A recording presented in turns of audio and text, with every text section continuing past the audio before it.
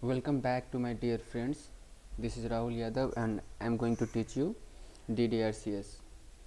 दोस्तों, I have already introduced you some of the important topics in the D.D.R.C.S is there are the load standards and the different methods of R.C.C designs. So if you have not watched that video, please go and watch so that you can understand the next steps clearly. So it's my request, so please go and watch the video. I will put the link of the previous video in the description box so that you can find it easily. So let's start the today lectures. Before I start, I want to say some things. My dear friends, if you study anything in any subject, please try to understand the concept of each and every terms. Unless and until if you don't understand the concept, you cannot do anything at all. So you must have to understand the concept clearly so that you can find out anything easily. So just remember two things in life. You must have to be practical either in life, or you must have to be practical either in study purpose. So be practicals means just imagine your theoretical part into the practical level so that you can understand easily. In the civil engineers, we must have to understand everything in the visualization manner. So you must have to keep these things in mind. So let's start the today topic, elastic theory in clearly manner. I will tell you everything just in case, just watch the video continuously so that you can understand the concept clearly. So let's start. Here the elastic theory, my dear friends, elastic theory is also known as a straight line theory. This is so because the formation of stress strain diagram in these methods is means straight, and these methods form the basic of that one is working stress method. So these methods is also known as working stress methods, as we know. My dear friend, we know that the plain cement concrete has very low strength in has very low tensile strength. At the same time, the steel having good tensile strength. So we have to reinforced of steel bars in the place where tensile strength is to be needed, so that it can increase the carrying capacity of the structures. So here I have already said that the elastic theory of bending or the simple straight line, they forms the basis of working stress method, or this is also known as working stress method. Generally, the elastic theory is of narrow range of stress strain diagram where Hooke law is applicable. Means this is up to the certain point only. Beyond the elastic limit, this elastic theory does not exist at all. Means within the elastic limit, this theory is applicable. So let's see. So I have told you that this elastic theory is applicable in the Hooke law, and we know in the Hooke law, suppose this is y axis and this is x axis. In y axis, stress is indicated st stress, and in x axis strain is indicated. So these methods especially follow up to the elastic limit. So from here it will goes to the straight line curve. Here the point up to here is the elasticity, point of elasticity. Point of elasticity is nothing but the point up to which a material behaves elastically, right? So here up to here the material behaves elastically. So my dear friends, that's why I have told you that the elastic theory is only applicable up to the means elastic limit, and it may be, and we know that Hooke's law is nothing but where the stress is directly proportional to the strain within the elastic limit. So that is Hooke's law. There are the different assumptions to be considered in the Hooke law. I hope all of you know the Hooke's law. Let me tell you some of the assumptions that are considered in the Hooke's law. Here are the some of the assumptions that are to be considered in the Hooke's law. The chemical compositions. The chemical compositions of materials should be constant throughout, right? Similarly, the body of means the material is deformable body that can deforms easily, and similarly there is no stress concentrations. Let me tell you, I hope all of you understand, means constant chemical compositions, means there is no different types of chemical involvement taking place. Similarly the body is deformable, or the materials of the body is deformable. Similarly stress concentration means nothing. See, suppose imagine this is one bar, right? So the smoothness of this bar is already visible, but if we study through the microscopic level, then there must find any type of changes, right? The material is not smooth throughout the structures, so we must have to consider that. So the as we know, the place where area is less, right, the place where area is less, there the stress concentration is high. As we know, stress is inversely proportional to area. So the place where area is less, then the concentration of the stress is high. So we have to assume the structure in such a way that there is no stress concentration, means a smoothness of the structure is high. Means if you study at the microscopic level, then there is also a smoothness is given of the structure. So the smoothness of the structure should be undertaken into the considerations. So this is nothing but the assumptions should be under.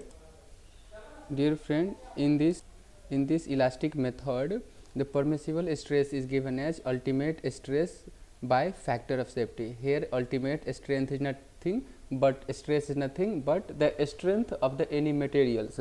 So we know that if the stress is greater than strength of any material, if stress sigma is greater than any strength of the strength of the any structures, then the failure will takes place. If stress is greater than strength, then failure will definitely takes place in the material. So here it is given as the factor of safety, the means permissible stress is equal to ultimate stress by factor of safety. So we have to assume in such a way that the permissible stress is equal to ultimate stress by factor of safety. Factor of safety should be considered into the actions to prevent from the failure. So let's see here, y axis represent stress, similarly x axis represent strains. My dear friends, आपने कभी सोचा है कि stress क्यों y axis में होता है? Only stress को हम लोग x एक्सिस में क्यों नहीं लिखते? Have you ever thought about that why stress is not considered in the x axis and vice versa? Let me tell you one thing. If you don't know about these ones, let me tell you the things. Is because in the here the stress is dependent term with on the strain. Stress जो होता है वो strain पे depend होता है. अब depend कैसे होता है मैं आपको बता. We know that in the Hooke's law, stress is directly proportional to strain. That is directly proportional to strain. So let us consider stress is equal to Young's modulus E. Young's modulus is taken as E, and a small e is a strain here. So here the E is acting as, so we can also write that sigma is equal to f of E. Here sigma is the function of strains. So if stress is here, the stress depends upon the value of strain. So that is why stress is kept on the y axis and strain in x axis. The axis which is independent to the others quantity, then the independent quantity or the independent term is kept in the x axis. Similarly the dependent term is kept in y axis. Similarly here the dependent term is stress, so we have to kept stress in y axis and strain in x axis. As I have already told you that elastic theory is also known as a straight line theory, right? This is so because start from here 0, it will flow the straight up to the elastic limits. This is so because it flow the straight line slope equations. Here is if sigma is equal to function of strain, then relate means compare this equation with this equation, compare this equation with these equations. Then y is equal to mx plus c, where the c is constant, so c will be equal to 0. Then y is equal to mx, where m in the place of f and x in the place of e. So mx is nothing but the straight line equations. So here the straight line equation formation takes place. That is why starting from 0 up to the point A, the straight line will exist and a straight line will come. And from the elastic point is nothing the point up to which a material behave elastically. From the point or after the point E, the material behaves plastic materials, means it loses its property to the plasticity. That is why we can say that from 0 to up to A, the curve is a straight line curve, because it follow the straight line equation, that is y is equal to mx plus c, comparing with sigma is equal to function of E, or sigma is equal to E of E, that is capital E into a small e. That is why it is a straight, that is why this is also known as a straight line theory. So now चलिए अब बात करते हैं fundamental assumption of elastic theory of bending. इसमें भी कुछ assumption लिया जाता है. Before we go into the numerical part, we have to assume what are the assumptions to be undertaken in this theory of bending. So let us talk about a section which is plane before bending remains plane after bending. Dear friends, have you ever studied what does it means? और आप ऐसे ही मतलब रट लिए और exam में जाके लिख देते हैं, ठीक है. कभी आप समझने की कोशिश किया इसका मतलब क्या होता है? अगर नहीं तो चलिए हम समझाते हैं आपको एकदम आसान भाषा में. Let us see what does it means. A sections which is plane before bending remain plane after bending. So imagine this is a cantilever beam of having neutral axis at the centers, and we know that in the cantilever beam one end is fixed whereas other end is free, and the load is applied at the free end. See, जब भी इस पे load apply करता है then the deflections will takes place, right? Here the deflection will takes place. Then this is nothing but the plane. See, the plane before bending, here the bending does not have taken place. So this is the plane before bending, and this figure represent the plane after bending.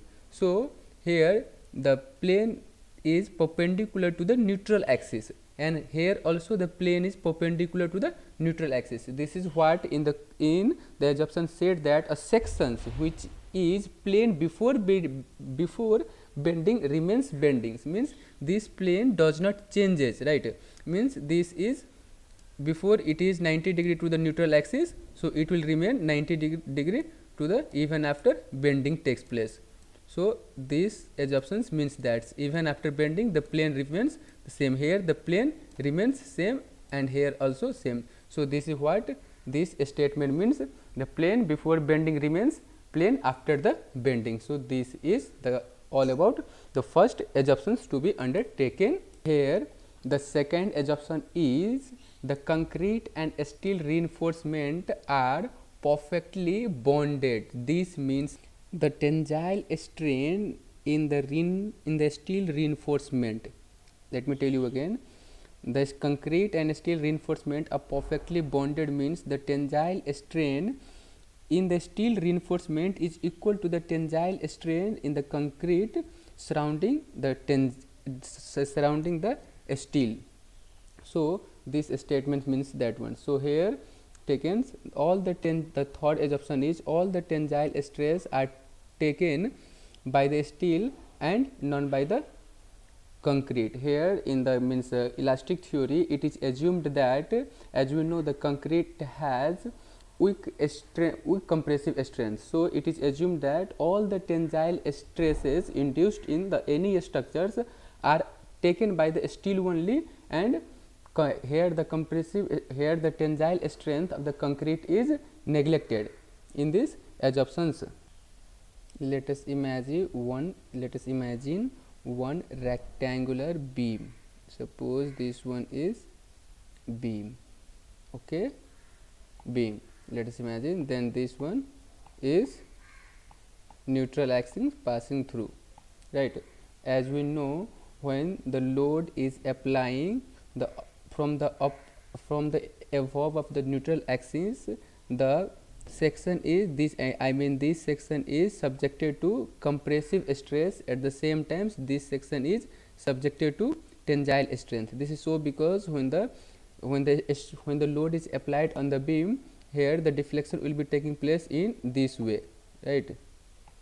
In this way the deflection is taking place. So here the decrease in length or the decrease in shape and size taking place. So decrease in shape and size is nothing but the compressive strength, and the decrease in and the increase in this bottommost fiber. So here the bottommost fiber is increasing, at the same time topmost fiber is decreasing. So from the neutral axis in the cantilever beam, the topmost fiber is subjected to the compressive stress, at the same time the bottommost fiber is subjected to tensile strength. But if we consider in the cantilever beam, it is quite opposite, because in the cantilever beam the load is applying at the free end. Then when the load is applied at the free end, then the deflections takes place, then there is a elongations at the topmost fiber, right? And नीचे में क्या होता है, cantilever beam में shortage होता है, ठीक है, नीचे की तरफ आता है क्योंकि लोड ऊपर से लग रहा है तो नीचे की तरफ आता है. देन उसमें क्या होता है कि नीचे की तरफ वो अंदर की तरफ होता है, डिक्रीज इन लेंथ होता है. In cantilever beam when the load is applied at the free end, then there is a decrease in bottommost fibre. So in this terms it is quite opposite. In the simply supported beam, the compressive stress is must in the topmost fibers and the tensile stress is taking place in the bottommost fibers, and the vice versa in the that one's cantilever beam. So as per the assumption, all the tensile stress are taken up by the steels and not by the concrete.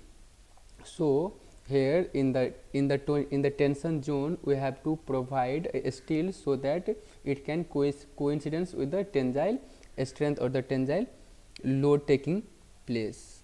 So in the bottommost fiber, in this elastic theory we have to provide a steel bar, right? We have to provide a steel number of steel bar as per the required, because this one zone is subjected to tensile stress. So in tensile stress we have to inserted steel to withstand the tensile stress, as the concrete has very weak strength in tensile. So according to these assumptions, all the tensile stress are taken by the steel and none by the concrete, we have to assume in this elastic theory. Here the last assumptions is that the stress strain relationship of the steel and concrete under the working load is a straight line. My dear friends, I have already explained you why it is a straight line and how it is a straight line, because the stress strain curves follow up to the elastic limit only. It does not go beyond the elastic limit. If the load goes beyond the elastic limit, then there is a different kinds of formation taking place. So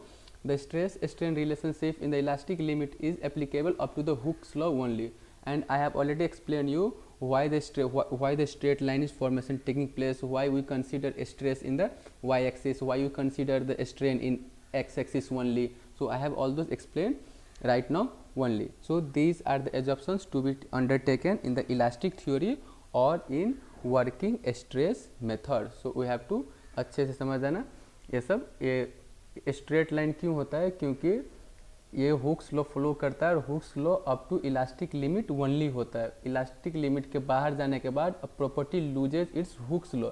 in Hooke's law stress is directly proportional to strain. So ये जो होता है elastic theory, ये Hooke's law को follow करता है, इसीलिए straight line formation होता है और up to the elastic limit only ये इसको कंसीडर किया जाता है. So this is all about elastic theory and assumptions to be consider in elastic theory.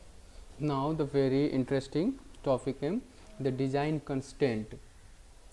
There are some factors like K, I or Q are some constant factors given the type of steel and the concrete, and it does not depend upon the beam dimension, that is it is independent of the beam dimensions, and this Kj and Q are known as design constant, where K is nothing but the neutral axis constants. K is considered as the neutral axis constants which is given equal to 1 by 1 plus stress 1 plus stress in steel by m into compressive maximum compressive stress in concrete. Here sigma st is nothing but the stress in steel, whereas sigma cbc is nothing but the maximum compressive stress in the concrete generated. Both are stresses, one is in steel and other in concrete. Similarly, J is nothing but the lever arm constant and Q is moment of resistance constants. Once I will introduce all these things clearly in the upcoming lectures. So just here need to understand is that K, J and Q are some constant, or thus it is considered as the design constant. So let's see the design constants in briefly manners. So we have to understand everything in clearly. So I have right now I have told you that K, J and Q are known as the design constants. So let's see what are the formula of these, why we are considers these as a design constant. So all these things we discuss here. So tension lene ka nahi, just see and listen my lecture so that you can understand, because I am explaining very slowly so that you can understand easily.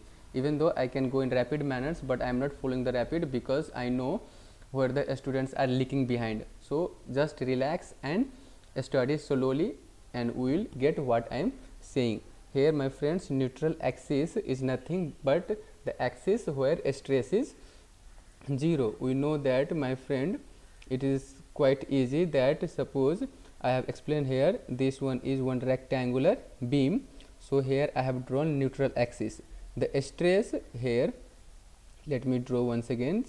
So suppose this one is rectangular beam and I have drawn neutral axis, this one, right. So here the stress concentration is 0, means here there is no stress at all.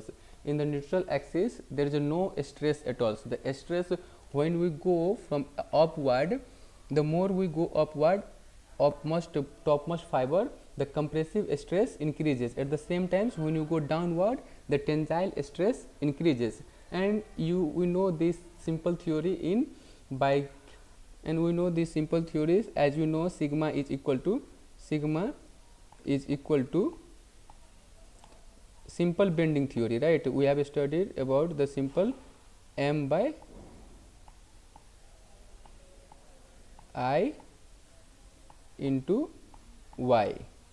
From here we can see that sigma is directly proportional to y, when y is nothing but the distance from neutral axis. As the distance from neutral axis increases, the stress also increases. In the neutral axis the stress value is totally 0. As I have already mentioned, the area above and below it is subjected to compressive, above it is subjected to compressive, at the same time below it is subjected to tensile stress, and vice versa in the cantilever beam. It is in cantilever beam it is quite opposite. So let us find out the value of K. What is the value of K for the different sections, means balanced sections, under balanced sections, over balanced sections. We will discuss all these things in upcoming generations. So let us consider what will be the value of K. Say, so we are talking about the position of neutral axis when the stress developed in the sections are known. Here the stress developed in the section are known. So let's, here my dear friend, I have considered one rectangular beam sections of having overall breadth B and overall depth D. Here as per its assumptions, we have already studied the assumptions. In assumptions it is to be considered that all the tensile stress are taken up by the steel only and the concrete may be neglected. So here this zone is considered, or this zone is a tensile zones, because here the deformation takes place and I have already explained you clearly. So this zone is subjected to steel bars. So I have in this one is nothing but the steel bar. So overall depth of this one is D, and the effective depth, the depth between steel bars to a topmost fiber is a small d, and here from here to down, right, from here bar to down, this is nothing but the clear cover. We will study in the upcoming video. Just now we just need to remember that from here to here, the gap which is given from steel to the outermost fiber is nothing but the clear cover, and from the steel to the topmost fiber is nothing but the effective depth. So here this one is nothing but the strain diagram. So due to the compressive stress, the deformation takes place. So this one is the deformation. Here the value is 0. I have already introduced the neutral axis, the stress at the neutral axis is 0. So this one EC is nothing but the maximum stress in the concrete. Here the concrete is subjected to compressive. At the same time, ES is nothing but the maximum strain at the centroidal of the steel. Similarly, this is a stress diagram. This one is a stress diagram. In the stress diagram, we have taken this one's sigma CBC is nothing but the compressive stress in the concrete, and sigma ST is nothing but the stress in steel. So as we know, my dear friends, since the stress in the concrete and steel are proportional to the distance from the neutral axis, I have only explained that sigma is directly proportional to the y. This is what here written, that is sigma is directly proportional to the distance from the neutral axis. So we know here sigma C by sigma S equal to x by, here sigma C is nothing but the maximum stress in concrete, so its stress is x. Similarly, ES equal to D minus x. So EC by ES equal to this portion is x, then this portion is D minus x. So EC by ES is equal to D x by x, D minus x. So just take this into this side and means put numerator as a denominator or denominator as a numerator. So D minus x by x is equal to, just reverse it, ES by EC. So here up to here no doubt. Then we can write this as this one's D by x minus 1. If we take LCM of this one, it will come like this one. So D minus x by 1 equal to, here we know that the maximum strain, we know the strain formula, that stress by Young's modulus, we know that ones. So strain in the concrete, and here the stress in the strain in the steel. So strain is written as in the form of stress and Young's modulus is nothing ES sigma ST by E and sigma CBC by EC. Here we have separated sigma ST ES into these ones come upward EC by sigma CBC. Here same, here sigma EST, and we have written this one here and we replace this one here, just we have interchanged each others. So my dear friends, as we know that M is nothing but the modular ratio. Modular ratio is nothing but the Young's modulus of the steel by the Young's modulus of concrete. So we can write these terms EC by ES as M. So I have substituted this ones. So 1 plus sigma ST M into sigma CBC. Here we have shifted this one to these sides and we write it same sigma ST, this one sigma CBC, and this term is written as M. So here x we come x is equal to 1 by 1 plus sigma ST by M into sigma CBC. So here finally x is equal to 1 by 1 plus sigma ST by M into sigma CBC into D. So take this one as a neutral axis constant. So is nothing but the K. So x is equal to K into D, where K is nothing but 1 by 1 plus sigma ST by M into sigma CBC. So this is nothing but the value of K. Similarly, there is a lever arm, and similarly Q is equal to, Q is nothing but the moment of resistance constant is equal to 1 by 2 Kj into sigma CBC. Similarly, Young's means modular ratio is equal to 280 by sigma 3 into sigma CBC. These are the designs taken by the designers. So in the upcoming video we will discuss about the different sections and we will find out this constant value of the different section, like means balance section, under reinforced sections and over reinforced sections. So this the upcoming lectures will be more interesting and we will relate all these things means clearly. So अब तक आप लोगों को समझ में आ गया होगा कि इलास्टिक थ्योरी क्या होता है. Assumptions in elastic theory means stress strain curve diagram में स्ट्रेस वाई एक्सिस में क्यों होता है, स्ट्रेन एक्स एक्सिस में क्यों होता है, स्ट्रेट लाइन फॉर्मेशन क्यों होता है up to elastic limit, why the straight line formation and how the straight line formation taking place up to the elastic limit.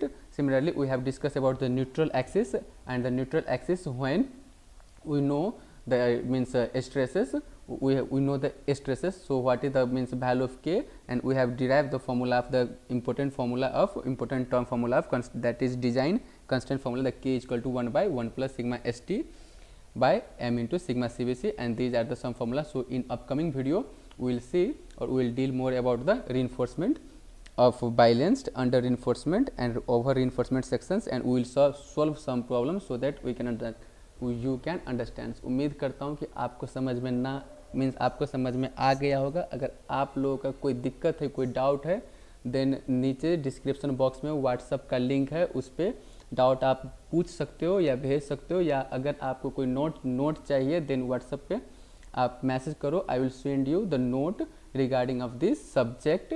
And take care, अपना ध्यान रखें, and don't forget to subscribe my channel and write in the comments box if you have any doubt. Thank you. Bye bye.